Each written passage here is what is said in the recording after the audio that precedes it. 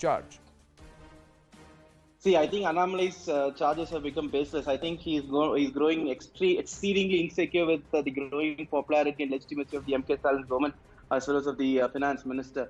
If you look, when DMK demitted office in 2011, we are revenue surplus state. From 2006 to 2011, we outperformed Gujarat, Maharashtra every year when it comes to fiscal stability and so on and so forth.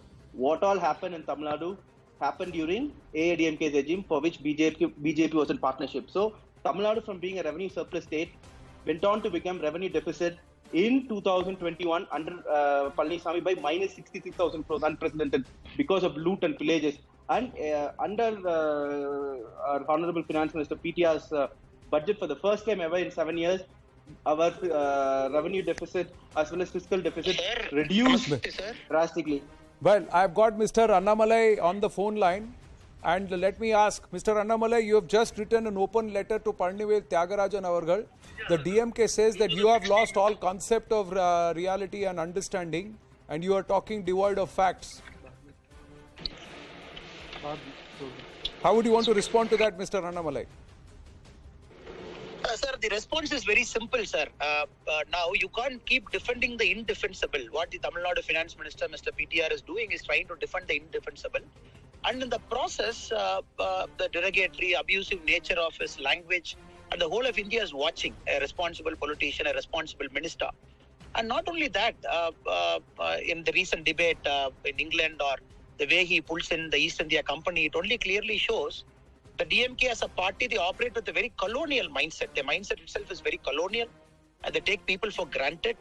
And when the Supreme Court itself is getting into this debate, and they're trying to make it one-sided by the kind of foolish argument is making, sir. That is why we are forced to write a very open letter to the Honorable Finance Minister of Tamil Nadu. Well, Mr. Annamalai, thank you very much for your inputs. I'm going to ask Mr. Dharnidharan to respond to that, and I have S.G. Surya with us from the Tamil Nadu BJP to take this debate forward. Can I go on? Yes, Mr. Dharnidharan. See, I think Mr. Annamalai again should stop manipulating. The whole point, what he was trying to say in the debate, I was there in the debate, was when he mentioned British 2.0, British 2.0, he was talking about lack of federalism. If you look at cess and charge, in 2012, 2013, it was 10% of the total tax collection. Now it is about 20%. When it comes to sharing of revenue from fuel taxes, it was 50-50 in 2014. Now it is 62% for the state government, for the union government, and 38% for the state government. This is not the subject of debate. This is not the subject of debate, Anand. I think you know. No, that is, I think that's the answer to decide. But the whole point is, why I'm trying to say is lack of federalism is the problem now. Lack of federalism. See, and Modi government is asking on benefit of the corporates. Let it be this very clear. This is political. Corporate taxes. I thought you would talk about some political something very strongly, that the people of Tamil Nadu gave you an overwhelming mandate. That is lack of federalism. The fact that the DMK enjoys a overwhelming mandate in Tamil Nadu, is that being controlled out of Delhi? Now the fact is that there are 444 political parties in this country who are somewhere or the other in power and who have been elected. Now, is that not the beauty of an electoral, vibrant democracy, or what else is it? The fact that my point is, you're talking about democracy, sir. Where is there a Raj from Delhi? If there was a Raj from Delhi, then things would be very, very different across the country. You would not be in power in Tamil Nadu with an overwhelming majority and a mandate that you have from the people of Tamil Nadu. S.G. Surya, respond. See, Anand, I think the topic of debate is about p.t.r's utterances in a foreign soil. This is not the first time. Previously, 3 years back, when a Tamil movie actor, I wouldn't want to name him, when he went to Australia for a private visit, he addressed a radio program. In the radio program, he had criticized the Indian government on its decision on Kashmir. So, the same p.t.r, who is now the finance minister, went on and congratulated the actor for raising this. So that time we flagged that you should not do this, because if the same actor has spoken about this in India, it is not a problem. But when he speaks in Australia, and as a MLA, if you encourage this, we have problems with it. So similarly, today he goes to a foreign soil and criticizes the Indian government. This is something we are against. See, if he talks about British Raj, it is his forefathers and it is his own party's predecessors who wanted the British to stay in India, which is rightly pointed out by my president. So our objection is raising Indian issues in a foreign soil and criticizing Indian government in a foreign event. Secondly, though it is not relevant to the subject. Mr. Dharnidharan spoke about revenue deficit, revenue surplus, and etc.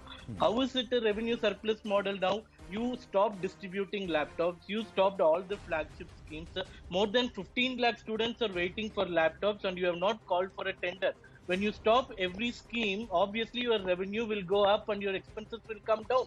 So this is a bogus model which they are claiming, and Tamil Nadu's finances are really So bad. can I intervene? And Yeah, please respond.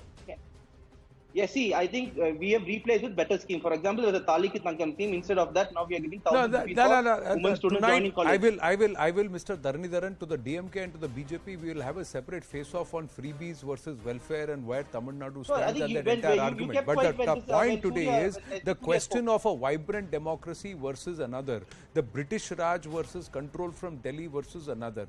Now, this is a statement that the minister himself has re-endorsed. Now, do you agree with a statement like that, especially on foreign soil? Does that not portray India in poor light? And especially when it is devoid of the facts, like I just outlined to you, Mr. Dharnidharan.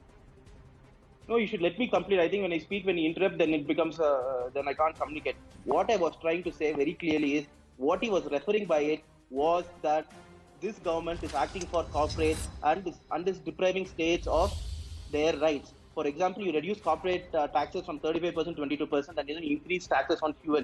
So right now, the fuel taxes. So these corporates don't operate. These corporates don't operate in Tamil Nadu. These corporates don't provide jobs to the people of Tamil Nadu. These corporates do not generate wealth and do not generate employment across the country. These corporates. No, I'm asking you the same way. So are you then tomorrow going to turn around and I'm asking you, how is that got to do with anything with a Raj controlled out of Delhi? The corporates are operating even in Tirupur. The corporates are operating outside in Chennai. The corporates are operating in Madurai. The corporates are operating pan-India. So what has that got to do with democracy and a colonial Raj? There will be an anchor and then there will be a BJP spokesman and myself. Now I think there are two BJP spokesmen and myself. Or do you keep thinking like that because you don't have answers to my question? I am asking you, there are 444 parties. Now is this an example of a Raj or democracy that the DMK has more than 150 seats in Tamil Nadu? Sir, you give me 2 minutes. Assuming they have their concerns. Whatever if I No, you never answered a single question of mine over the last 9 minutes that you have continuously spoken, Mr. Dharnidharan. You are here to push your skewed narrative, or you are here to answer my question. How can you turn around and say that our country is being controlled by one particular entity in Delhi when you are sitting with an elected mandate which is historical in Tamil Nadu? Anand, see, assuming they have concerns on federalism, is London and Oxford a right forum to complain about it? And not just that, not just the forum. You have asked. We will continue this debate. We'll take this debate forward with Dharnidharan and SG Surya very soon here on the right stand. We'll talk about freebies and welfare too. I've run out of time.